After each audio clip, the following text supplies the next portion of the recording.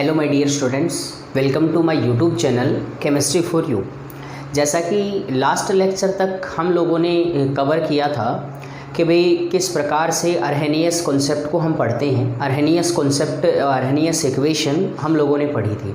अब उसके ऊपर बेस्ड एक क्वेश्चन मैंने आप लोगों को दिया था। उम्मीद करता हूँ कि वो क्वेश्चन आप लोगों ने किया होगा, और अगर नहीं भी किया है तो आज हम उस क्वेश्चन का सॉल्यूशन करने जा रहे हैं। तो ध्यान से देखिएगा कि किस प्रकार से हमने क्वेश्चन का सॉल्यूशन किया। तो सबसे पहले मैं आपको ये बता दूं कि क्वेश्चन क्या था हमारे पास। ये था कि the specific rate constant, the specific rate constant of a reaction becomes 4 times if temperature increases from 27 degree Celsius to 47 degree Celsius.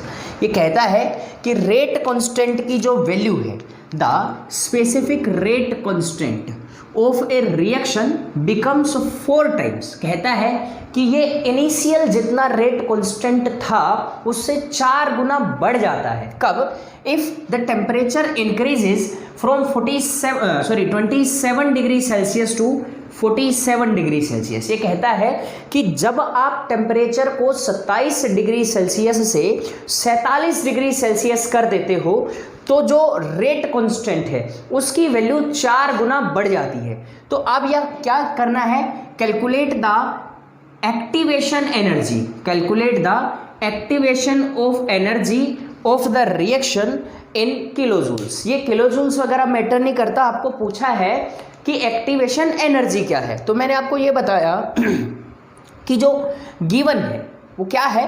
Temperature, first temperature 27 degree Celsius, उसके बाद T2 दिया हुआ है बेटा, ये दिया हुआ है 47 डिग्री सेल्सियस। अब यहाँ से आपको K1, देखो ये क्या कहता है कि K2 4 टाइम्स हो जाता है, मतलब 4 गुना बढ़ जाता है। तो मैं K1 को 1 मान के चलूँ तो K2 क्या मानूँ? 4 टाइम्स ऑफ K1 मान के चल सकता हूँ। तो यहाँ से आप ना एक काम कीजिए, ये जो K2 equals to 4 times of K1 है, इसे मैं इक्वेशन नंबर फर्स्ट मान लूँ। आप एक बार कॉपी जरूर कर लीजिएगा, आपने लास्ट टाइम कॉपी जरूर किया होगा, तो आप इसे इक्वेशन नंबर फर्स्ट मान लीजिएगा और जल्दी जल्दी से इसका एक स्क्रीनशॉट अपने पास रख लीजिएगा, ये आपको काम आएगा। आप बाद में उतार सकते हो, मैं इसे मिटाऊंगा क्योंकि आज हम ज़्यादा टाइम वेस्ट नहीं कर सकते इसके ऊपर। देखो K2 equals to 4 times of K1, आपको ये पता है। अब मैं यहाँ इसे मिटा देता हूँ। अब हम इस क्वेश्चन के सॉल्यूशन की तरफ बढ़ते हैं कि इस क्वेश्चन का जो सॉल्यूशन है वो किस प्रकार से होगा। तो सबसे पहली बात आप क्या लिखोगे? आप लिखोगे from equation number first, from equation number first. Equation number first से आपको क्या मिलता है? आपने क्या देखा? इक्वेशन नंबर फर्स्ट कुछ इस तरह से है, K2 equals to 4 times of K1। यहां से अगर मैं निकालना चाहूं कि K2 divided by K1 equals to किसके बराबर आएगा? 4 के बराबर। ये चीज तो आप समझ गए होंगे कि आपने K2 divided by K1 equals to किसके बराबर रखा? 4 के बराबर। अब यहां टेम्परेचर की मैं बात करूं आपसे कि temperature T1 equals to 27 degree Celsius, और ये जो 27 डिग्री सेल्सियस होता है इसमें आप 273 ऐड कर दो। आप इसे केल्विन में बनाना चाहते हो तो केल्विन के लिए कितना होगा? 300 डिग्री सेल्सियस।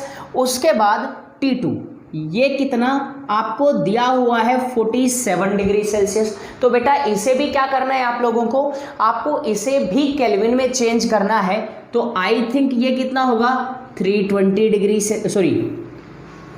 300 केल्विन और 320 केल्विन। क्लियर है? अब यहाँ से अब हमारा कॉन्सेप्ट हम अप्लाई करते हैं। हमारा कॉन्सेप्ट क्या है?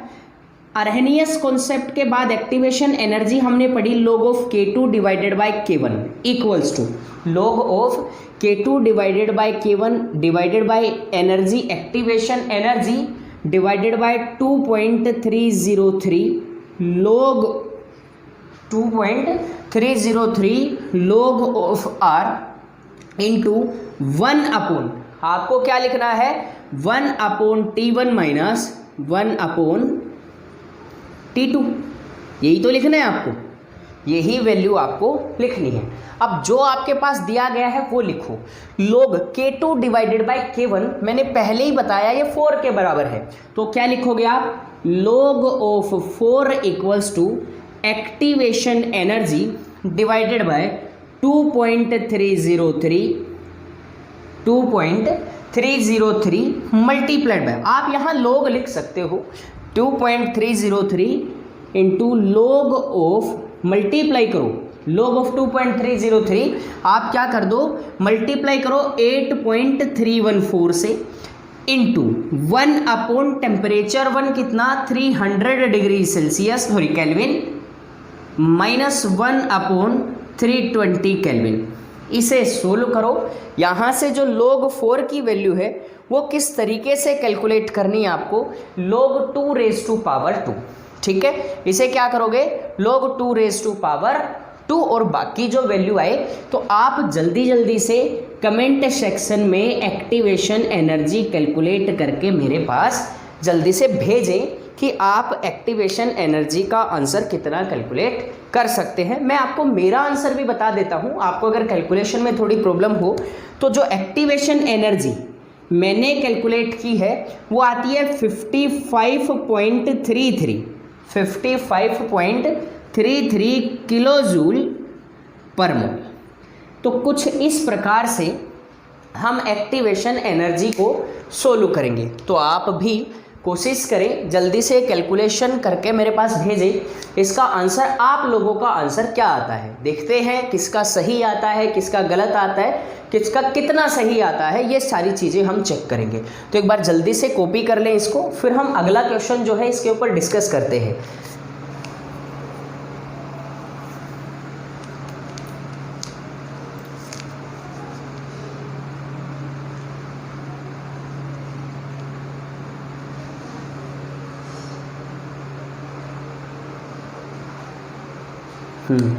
तो आप लोगों ने कॉपी कर लिया होगा, हम अगले क्वेश्चन के ऊपर मूव करते हैं।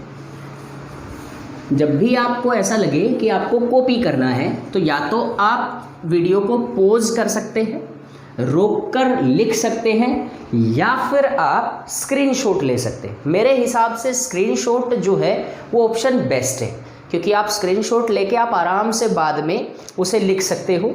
उसके बाद जो नेक्स्ट क्वेश्चन है, क्वेश्चन थोड़ा बड़ा है, मैं लिखता हूँ ऑरेंज जूस गेट स्पॉइल्ड।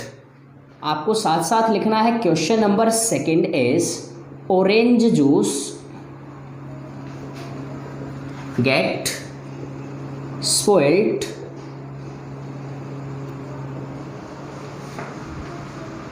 एक सेकंड आपको रुकना पड़ सकता है, ये जो हमारे मार्कर हैं वो कभी कभी बीच में गड़बड़ कर जाते हैं, इनमें इंक ज़्यादा डल जाती है, तो एक बार आप लोग वेट करेंगे।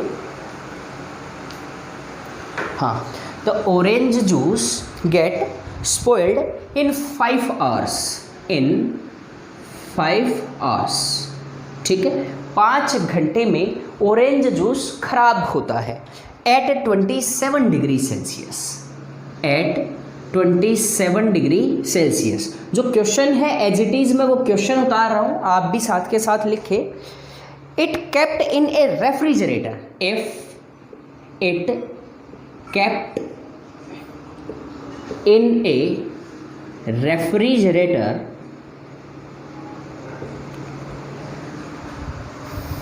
Eight 7 degree Celsius, at 7 degree Celsius, it can be stored for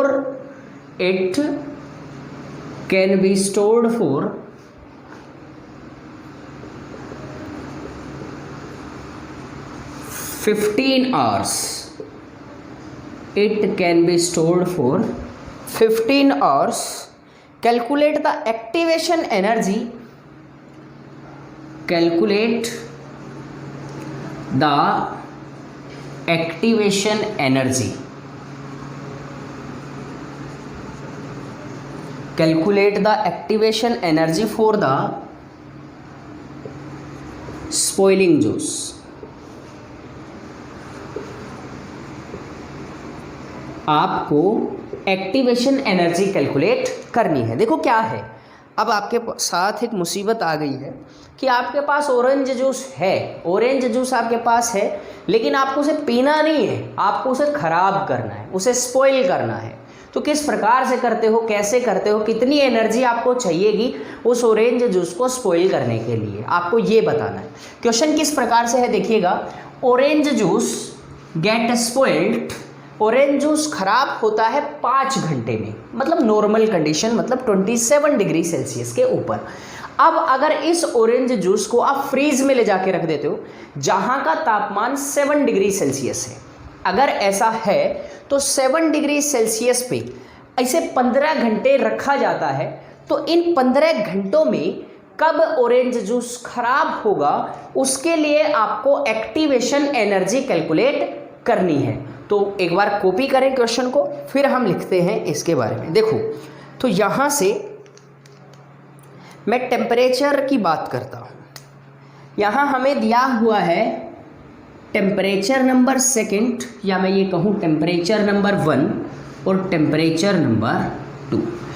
जो टेम्परेचर 1 है वो आपके पास है 7 डिग्री सेल्सियस, और T2 जो है वो है 27, हाँ 27 डिग्री सेल्सियस। अब आप कहोगे कि ऐसा तो हमने क्वेश्चन में नहीं देखा कि टेम्परेचर ये T1 हो और ये टेम्परेचर T2 हो। मैंने ध्यान कीजिएगा, जब ये इक्वेशन पढ़ाई थी, log of K2 divided by K1 equals to activation energy divided by 2.303 of R into 1/T1 minus 1/T2। तो मैंने ये कहा था कि टेम्परेचर जो T2 है वो हमेशा T1 से बड़ा होगा, बिल्कुल कहा था, आप लोगों को याद होगा। तो ये कुछ ऐसा ही है। तो 27 डिग्री सेल्सियस। यहाँ की अगर मैं बात करूँ तो यहाँ जो टाइम है ये 5 आवर्स है, 15 आवर्स, सॉरी, टाइम कितना है 15 आवर्स, और यहाँ का 27 डिग्री सेल्सियस पे जो टाइम है वो 5 आवर्स है। क्लियर है, नो प्रॉब्लम। इस टेम्परेचर की अगर मैं बात करूं तो यहाँ इसमें 273 जोड़ सकता हूँ मैं, 280, यहाँ इसके अंदर जोड़ सकता हूँ कितना, 300 केल्विन के बराबर होगा। लेकिन हमें यहाँ नहीं करना, हमें क्या लिखना है, हमें लिखना है, एक बार आप इसे कॉपी करेंगे, स्पेस की थोड़ी ज़रूरत पड़ेगी। हमें लिखना है रेट, हमें क्या लिखना है, rate at 27 degree Celsius, rate at 27 degree Celsius. तो R of 27 degree Celsius equals to, देखिएगा 15 आवर्स दे रखे ना, हाँ 15 आवर्स। तो यहाँ से जो रेट है वो है 3 times of, rate of 3 times of temperature 7 degree Celsius. समझ रहे हो मैं क्या करूँ, रेट एट 7 डिग्री सेल्सियस। मैं एक बार फिर से थोड़ा सा क्वेश्चन को चेंज करूँगा कि यहाँ जो है ये 15 आवर्स है और यहाँ ये 7 आवर्स है, ठीक है। तो ये जो है ये 15 आवर्स और ये जो है वो 5 आवर्स, ये 15 और ये जो है ये 5 आवर्स। क्वेश्चन कुछ इस प्रकार से, क्वेश्चन को थोड़ा सा चेंज किया मैंने कि ऑरेंज जूस है वो गेट स्पॉइल्ड इन 15 आवर्स एट 27 डिग्री, 27 डिग्री पे ऐसा होता है, तो 5 घंटे में 7 डिग्री सेल्सियस पे आपको सिर्फ टेम्परेचर बदला है मैंने और टाइम बदला है। तो 7 डिग्री सेल्सियस पे 5। अब आप ये समझ गए होंगे ना कि रेट ऑफ 27 डिग्री सेल्सियस वो 3 टाइम्स ज़्यादा है, किससे, रेट एट 7 डिग्री ये 5 आवर्स से। तो 3 टाइम्स जब ज़्यादा है तो यहाँ से अगर मैं लिखूँ क्या कि K एट 27 डिग्री सेल्सियस, आज सारे ही मार्कर ख़राब होंगे, एक बार आप प्लीज़ वेट कीजिएगा 1 सेकेंड।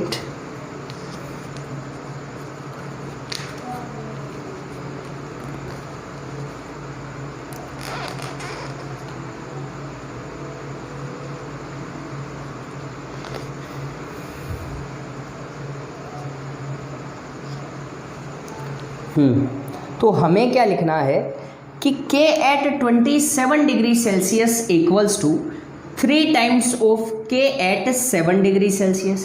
3 गुना ज़्यादा है, हम लिख सकते हैं आराम से, हमने लिखा भी। अब यहाँ से अगर मैं बात करूँ कि एक तो केवल और दूसरा K2, तो K1 अपॉन K2 या मैं लिखूं K at 27 degree Celsius divided by K at 7 degree Celsius equals to 3 के बराबर होगा। तो यहाँ से मैं लिख सकता हूँ, यहाँ लिखता हूँ मैं, आप ध्यान दीजिएगा कि K2 upon K1 equals to 3 के बराबर आ गया। यहाँ से इसे इक्वेशन नंबर आप फर्स्ट मान लीजिएगा, और ये कहाँ आया, फ्रॉम इक्वेशन फर्स्ट। कहाँ से आया, फ्रॉम इक्वेशन नंबर फर्स्ट। यहाँ से ये चीज़ आ गई आपके पास में। अब टेम्परेचर की अगर बात करें तो temperature T1 equals to 280 kelvin और T2 इक्वल्स टू कितना है आपके पास, 300 केल्विन।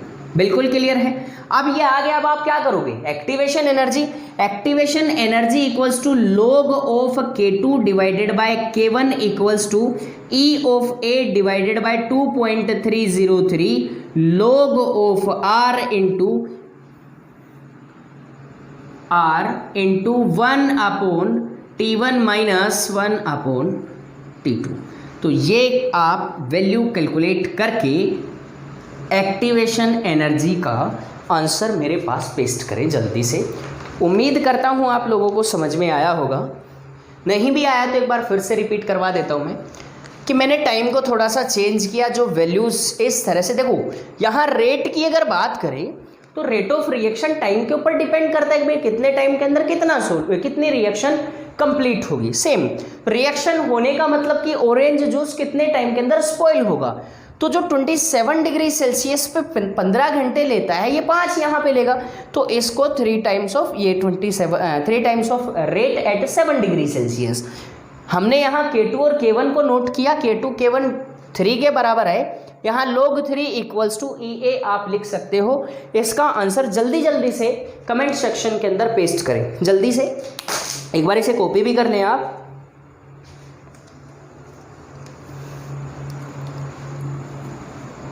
जल्दी से स्क्रीनशॉट वगैरह जो भी लेना है आप ले लीजिएगा।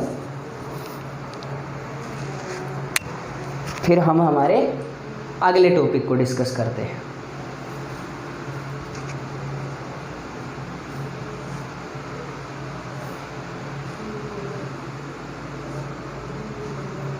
हाँ, तो आप लोगों ने इसे कॉपी किया होगा। आगे की बात करते हैं हम।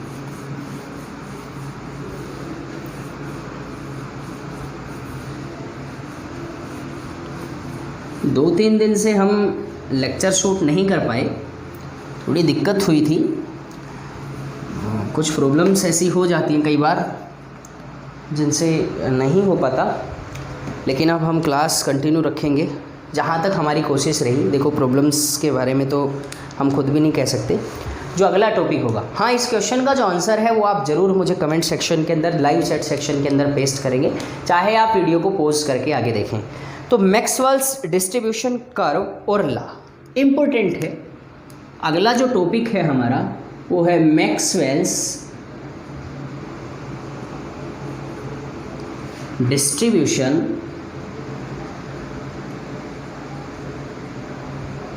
कर्व या मैक्सवेल डिस्ट्रीब्यूशन लॉ। ठीक है, कई बार इसके ऊपर से क्वेश्चन आ जाता है। मैं एक बार कैमरे को थोड़ा सा सेट कर दूं, ये थोड़ी ज़्यादा ही दिक्कत कर रहा है आज।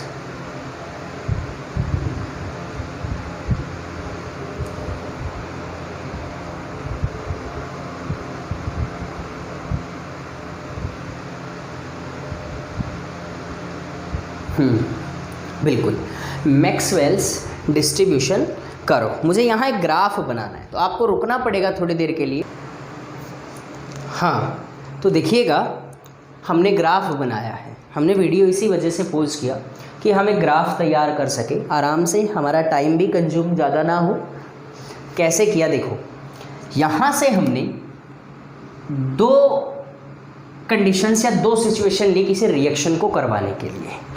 अब उस रिएक्शन के अंदर हमने ग्राफ किस किस बीच बनाया, हमने बनाया फ्रैक्शन ऑफ मॉलिक्यूल्स, जैसा आप पहले पढ़ चुके हैं, और एक्टिवेशन एनर्जी के बीच में।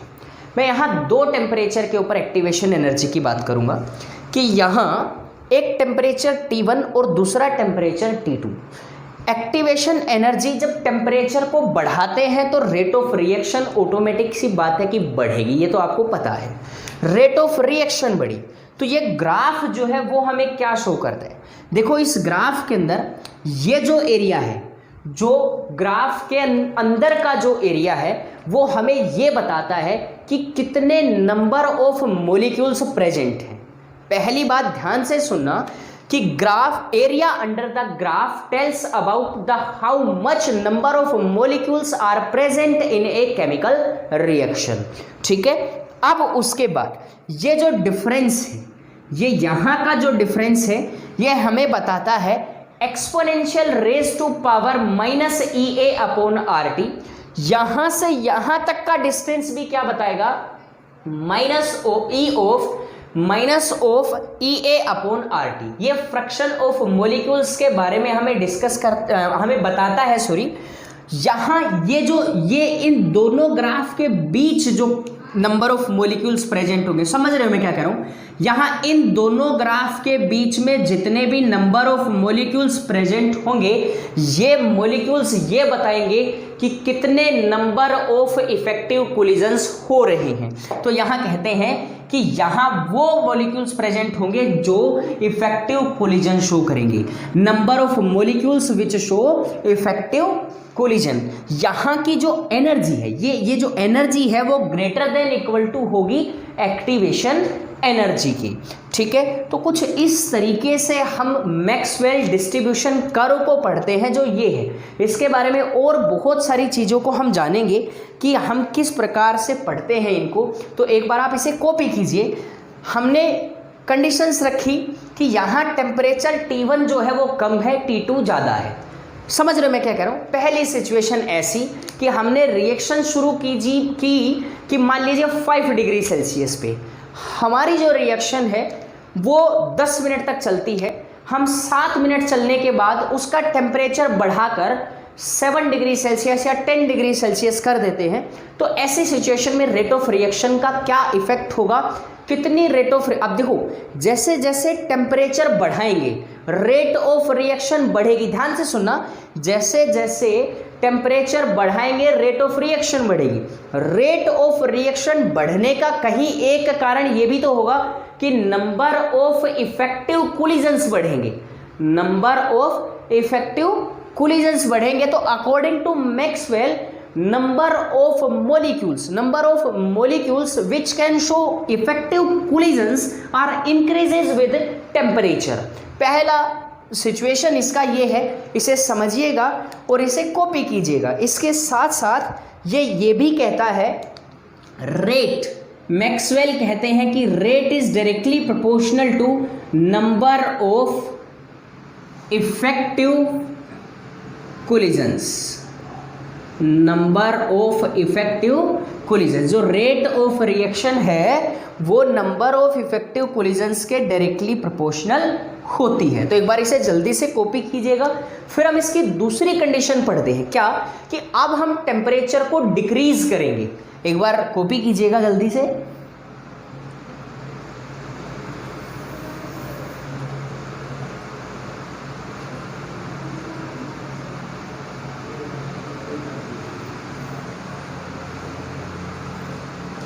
हाँ, तो आप लोगों ने कॉपी किया होगा। अब इसकी सेकेंड सिचुएशन के ऊपर आते हैं। चलिए, ये तो ग्राफ छोटा सा है, हम बना लेंगे, आप भी आराम से बना लेना, कोई ज़्यादा वो नहीं है, जल्दबाजी नहीं है, लेकिन बनाना ज़रूर है। समझने वाली चीज़ है, आपको बनानी ही पड़ेगी। अगला जो ग्राफ है वो कुछ इस प्रकार से, सेम फ्रैक्शन ऑफ मॉलिक्यूल्स, यहाँ जो होगा फ्रैक्शन ऑफ मॉलिक्यूल्स, उसके बाद activation energy. Fraction of molecules और एक्टिवेशन एनर्जी के बीच हम ग्राफ बनाएंगे तो किस प्रकार का ग्राफ बनेगा। यहाँ की बात करें, ये कुछ टेम्परेचर T1 यहाँ से आया और इस प्रकार से चला, ठीक है। उसके बाद ये जो टेम्परेचर T2 है, टेम्परेचर T2 को मैंने क्या किया, रिड्यूस किया, कम किया यहाँ से। अब देखिएगा यहाँ एक पॉइंट ऑफ टेम्परेचर है, तो मैं इसको ये मार्क करेंगे इसे T2 से। उसके बाद मैं इस कर्व को ना थोड़ा सा यहाँ से मानता हूँ। मान लीजिए पीक पॉइंट है यहाँ, ये टेम्परेचर T1 है, यहाँ नीचे तक लेके आएंगे, आप शो कर सकते हैं आप इसको अगर चाहें तो, नहीं भी चाहें तो कोई ज़्यादा ज़रूरी बात नहीं है। अब देखिए ये जो यहाँ जो मॉलिक्यूल्स होंगे, ये जो एरिया है, यहाँ जितने मॉलिक्यूल्स प्रेजेंट होंगे वो number of effective collisions show करेंगे। यहाँ अकॉर्डिंग टू मैक्सवेल क्या कहता है कि अगर टेम्परेचर को डिक्रीज करोगे तो number of effective collisions decrease हो जाएंगे। Number of effective collisions decrease होंगे तो रेट ऑफ रिएक्शन ऑब्वियसली बात है डिक्रीज होगी। समझे आप लोग? तो ये जो है ये क्या है, नंबर ऑफ, मैं लिखता हूं इसे, number of molecules which show effective collisions, वो जो इफेक्टिव कोलिजन शो करते हैं। ठीक है, उसके बाद एक बार इसे कॉपी करेंगे आप,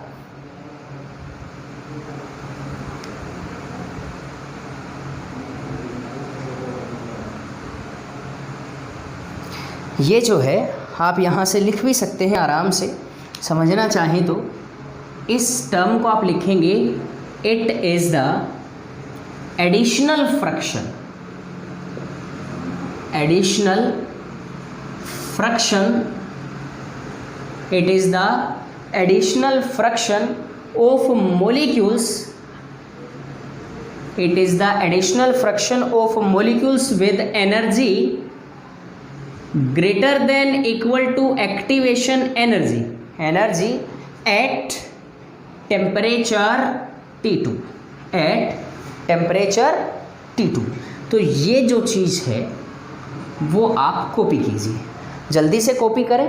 फिर हम लिखते हैं कि जैसे जैसे टेम्परेचर बढ़ाएंगे नंबर ऑफ मॉलिक्यूल्स का जो फ्रैक्शन है वो इंक्रीज होता है, इफेक्टिव कोलिजन बढ़ते हैं तो रेट ऑफ रिएक्शन भी बढ़ती है। कॉपी कर लीजिएगा।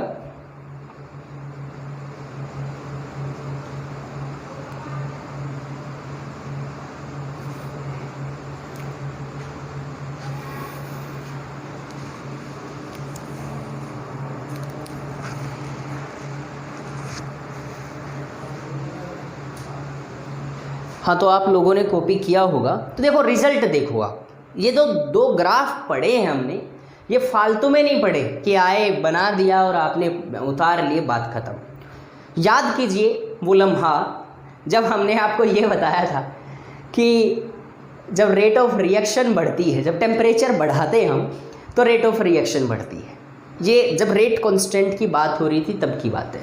वो हमने ऐसे ही नहीं बोल दिया था, वो किसी मूवी का डायलॉग नहीं था, उसे प्रूव किया। किसने प्रूव किया? उसे प्रूव किया मैक्सवेल ने।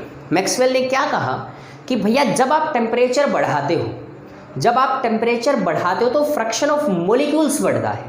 जब फ्रैक्शन ऑफ मॉलिक्यूल्स बढ़ता है तो नंबर ऑफ इफेक्टिव कोलिजन्स बढ़ते हैं। जब नंबर ऑफ इफेक्टिव कोलिजन्स बढ़ते हैं तो साथ साथ रेट ऑफ रिएक्शन बढ़ती है। तो अब आप लोगों को अच्छे से समझ आया होगा कि on increasing the temperature of the reaction the rate of reaction is also increases. Why?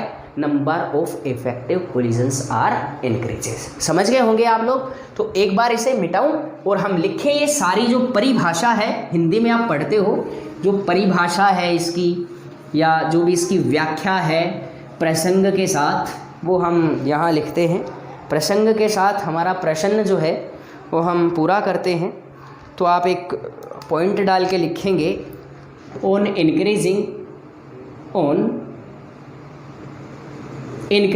ये हमारा इंक्रीजिंग का चलो स्पेल लिख देते हैं हम, on increasing the temperature, increasing temperature the number of the fraction of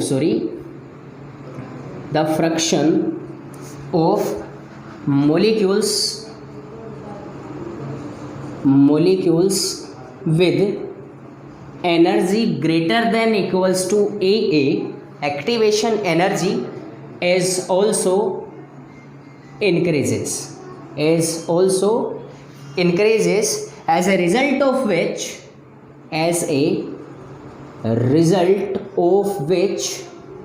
number of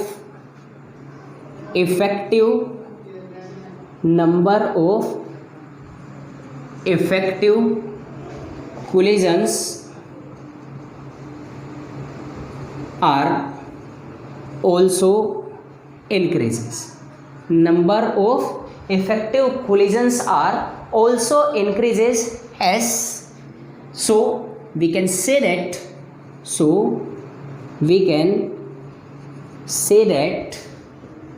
the rate of reaction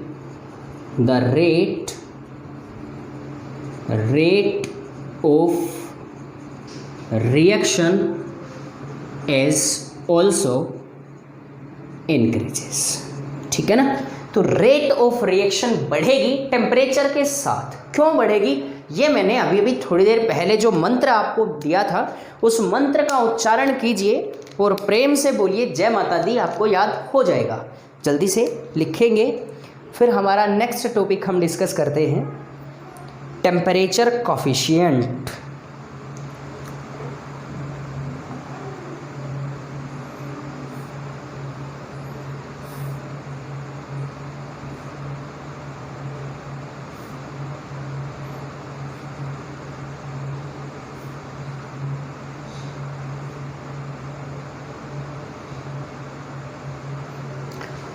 copy किया होगा ना आपने, कर लिया होगा.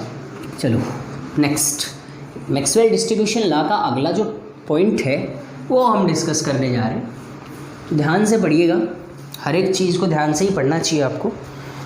वो आपका ध्यान कहीं और होता है और आगे का जो ये कॉन्सेप्ट है वो आप भूल जाते हो. तो चलिए हम शुरू करते हैं. नेक्स्ट जो है टेम्परेचर कोफिशिएंट. ठीक है, इसे न्यू से डिनोट किया जाता है. न्यू से डिनोट किया जाता है. देखो आपको कैसे कैसे दिन देखने पड़ते हैं. न्यू से डिनोट करना, म्यू से डिनोट करना, फलां डिक्रा माइक्रो वगैरह वगैरह जो भी है. लेकिन जब आप लोगों ने अपने सर के ऊपर इतना भारी जो भार लिया है साइंस का, केमिस्ट्री का, तो वो आप लोगों को चलाना ही होगा. तो चलाने का मतलब ये नहीं है आई एम जस्ट जोकिंग, आपको पढ़ना है. जो कॉन्सेप्ट समझ गया, जो केमिस्ट्री के जो मंत्र जो है वो समझ गया, इसका मतलब ये होगा कि आप सब कुछ समझ गए, आपको सब कुछ आ गया. ऐसे नहीं तो पंडित जी जो संस्कृत का जाप करते हैं तो वो संस्कृत के इतने बड़े बड़े वर्ड आप लोग याद नहीं कर सकते. लेकिन बस वो यही है कि डेडिकेशन के साथ उन्होंने एक बार याद किए, उनको रिपीट किया, उनको याद हो गए. आप यहाँ से टेम्परेचर कोफिशिएंट को याद कर लो, न्यू को याद कर लोगे, आप आराम से समझ जाओगे. तो देखिए बेटा, न्यू क्या है? न्यू इक्वल्स टू के of T plus 10 divided by के टी. ये न्यू है. ये क्या है? न्यू है. दो रेट कांस्टेंट के बीच का रेशो, मतलब दो रेट कांस्टेंट का रेशो कब? जब उन दोनों के बीच का जो टाइम का डिफरेंस है वो 10 डिग्री सेल्सियस या 10 केल्विन का जो डिफरेंस हो. मतलब दो रेट कांस्टेंट अलग अलग टाइम पे, लेकिन उनके बीच का जो टाइम है, उनका जो टाइम का डिफरेंस है वो 10 डिग्री सेल्सियस या 10 केल्विन के बराबर हो, उसको आप क्या कहते हो? टेम्परेचर कोफिशिएंट कहते हो, न्यू कहते हो. तो क्या कहते हैं हम इसके बारे में? It is the ratio of two rate constants. It is the ratio of two rate constants. ये रेशो है दो रेट कॉन्स्टेंट्स का at two temperatures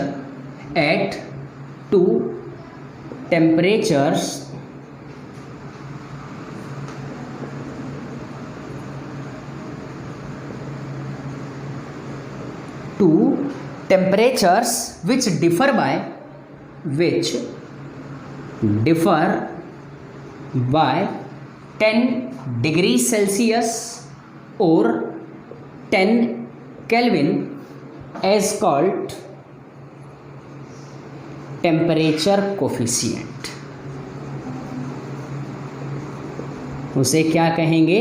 temperature coefficient या न्यू से हम लोग इसे डिनोट करेंगे। तो यहाँ क्या था, क्या समझना था, क्या है?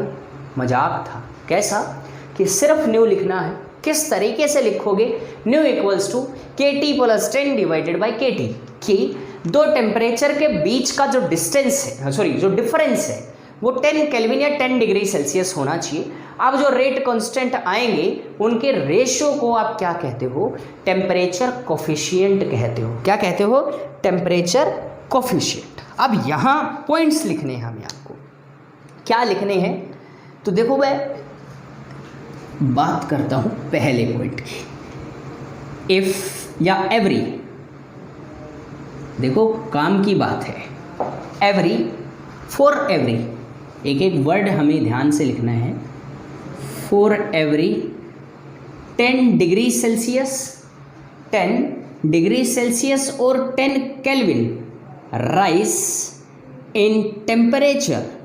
ध्यान से सुनने वाली बात है कि हर एक 10 डिग्री सेल्सियस या 10 केल्विन टेम्परेचर को बढ़ाने पर, टेम्परेचर को बढ़ाने पर in the temperature the rate of reaction, the, ध्यान से सुनने वाली बात, rate of reaction, the rate of reaction become, ध्यान से सुनना, बिकम डबल, बिकम डबल और ट्रिपल, और ट्रिपल, बिकम डबल और triple, and therefore and therefore 2 is less than equal to new और 3। ठीक है, ये कहता है कि जो रेट कोफिशिएंट की जो वैल्यू है 2 और 3 के बीच रहेगी। रेट कोफिशिएंट की जो वैल्यू है वो 2 से बड़ी, 2 से बड़ी या 2 के बराबर और 3 से छोटी और 3 के बराबर रहेगी। लेकिन ये हमें एक चीज जरूर बताती है कि अगर हम किसी भी रिएक्शन की 10 डिग्री सेल्सियस से टेम्परेचर को बढ़ाते हैं या 10 केल्विन बढ़ाते हैं तो वहां से जो रेट ऑफ रिएक्शन है वो या तो दुगनी हो जाएगी या 3 गुना बढ़ जाएगी। ये ऐसा हमें मैक्सवेल डिस्ट्रीब्यूशन कर्व से मिलता है। तो कैसे बढ़ेगी वो चीज़ हम अगले लेक्चर के अंदर पढ़ेंगे। तो अभी के लिए सिर्फ इतना ही। एक बार आप इसे कॉपी कर लीजिएगा जल्दी से।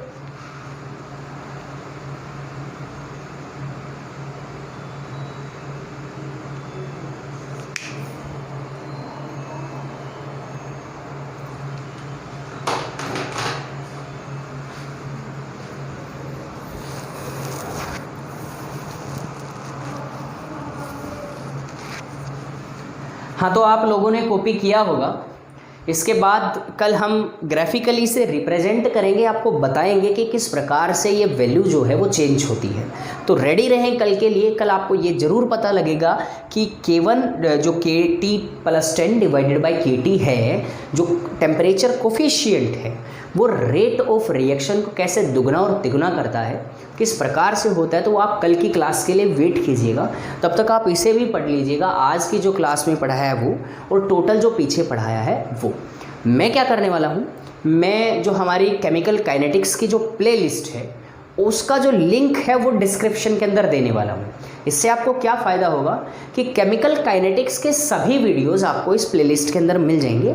जो भी वीडियो आपने नहीं देखा है, जो भी लेक्चर आपने अटेंड नहीं किया है, वो ही लेक्चर आप वहाँ से अटेंड कर सकते हैं आसानी से। तो आज के लिए सिर्फ इतना ही हम पढ़ेंगे, बाकी हम कल पढ़ते हैं। कल क्या होगा, कल हम जो पढ़ने वाले हैं वो टॉपिक्स आपको एक बार मैं क्लियर करवा दूं। एक तो बहुत ही इंटरेस्टिंग, बहुत ज़्यादा इंटरेस्टिंग चैप्टर कि effect of catalyst on rate of reaction. आपने 11th क्लास के अंदर कैटलिस्ट के बारे में पढ़ा होगा कि कैटलिस्ट क्या होता है। जो दो लोगों के बीच में लड़ाई करवा देता है उसे कैटलिस्ट कहते हैं, लेकिन ऐसा नहीं है, वो तो आपको कल ही पता लगेगा कि एक्चुअल में कैटलिस्ट होता क्या है। कल की क्लास आपके लिए बहुत ज़्यादा इंपॉर्टेंट होने वाली है, जैसी आज की क्लास है। हर एक क्लास अपने आप में इम्पोर्टेंट होती है, हर एक क्लास का अपना एक वजूद होता है, इम्पोर्टेंस होती है। वो आपके ऊपर डिपेंड करता है कि आप उसे कितना सीरियस लेते हो। रिक्वेस्ट मेरी यही रहेगी कि पीछे जो भी वीडियो आप लोगों ने नहीं देखे, जो भी लेक्चर्स आप लोगों ने नहीं देखे हैं, वो लेक्चर आप प्लीज़ कंटिन्यू कीजिए। आप देखिए, हर एक लेक्चर को देखिएगा, हर एक चीज़ को आप नोट कीजिएगा, समझिएगा। प्रॉब्लम आती है तो पूछिएगा, हम आपके लिए 24/7 आवर्स एकदम रेडी रहते हैं आपके क्वेश्चंस के लिए, लेकिन सिर्फ क्वेश्चंस के लिए। और उसके बाद मैं यही कहूँगा, अगर आप लोग इस चैनल के ऊपर नए हैं तो प्लीज़ चैनल को सब्सक्राइब कीजिए, और उस सब्सक्राइब के बटन के पास में एक घंटी का बटन आता है। घंटी कौन सी? जो आप मंदिर में जाते हो ना तो घंटी बजाते हो, उस घंटी के बटन को आप प्रेस कीजिएगा, ताकि क्या होगा, जब भी कोई नया वीडियो हम पोस्ट करेंगे, अपलोड करेंगे, तो आपके पास नोटिफिकेशन सबसे पहले आएगा। उससे फ़ायदा क्या होता है वो और बता देता हूँ। आपके पास नोटिफिकेशन आता है तो आपको पता लग जाता है कि हाँ, चैनल के ऊपर नया वीडियो गया। उससे फिर मैं आप लोगों के पास शेयर करूं या ना करूं, लेकिन आपको पता लग जाएगा और आप क्लास को अटेंड कर सकते हैं। ये फ़ायदा होता है। अगर हालांकि आपको पता होगा पहले से, लेकिन हमारा फ़र्ज़ बनता है हमें आपको बता दें। अगला, जितने भी वीडियोज़ आपने देखे हैं या आप देख रहे हो, अगर आपको अच्छा लगा है तो आप प्लीज़ लाइक कीजिए, कमेंट कीजिए, सब्सक्राइब कीजिए चैनल को, शेयर कीजिए वीडियोज़ को जितना ज़्यादा हो सके।